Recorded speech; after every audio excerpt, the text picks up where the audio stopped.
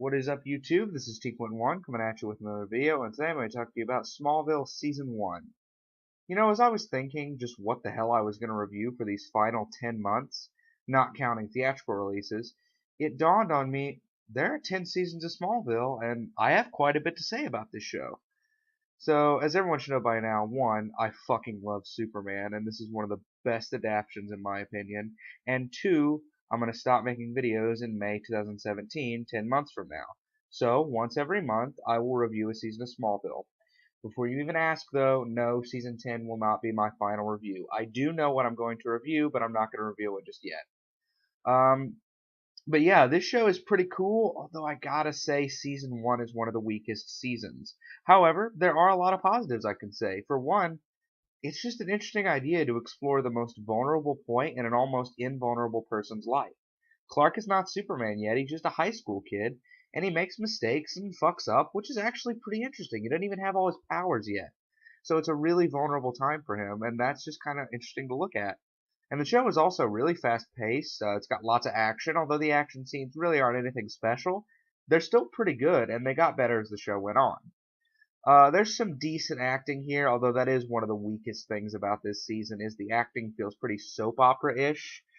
It didn't really hit its stride yet until season 2, and the dialogue can be cheesy as hell sometimes. But some of the actors here are pretty damn good. I love John Glover as Lionel Luthor, Lex's father. Even though he's only in about 4 episodes this season, he still steals almost every episode he's in. However, the absolute standout of this season, and maybe the show, is Michael Rosenbaum as Lex Luthor. See, just like Clark, Lex is at a very different point in his life than we had ever seen, and Rosenbaum just killed it as Lex, even in the first season, where a lot of actors were still kind of meh.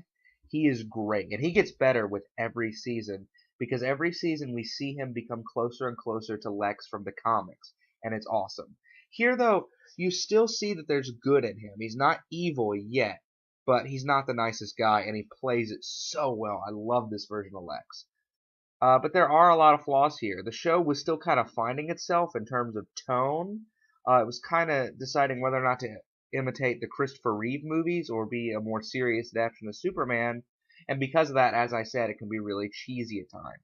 And the acting, aside from the Luthors, really isn't that great. Although Tom Welling is a decent Clark Kent even here.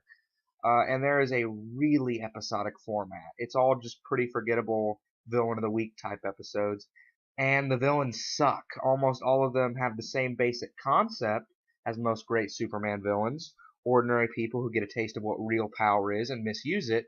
But they're almost never given any development. The worst example of this, though, is the villain from the pilot.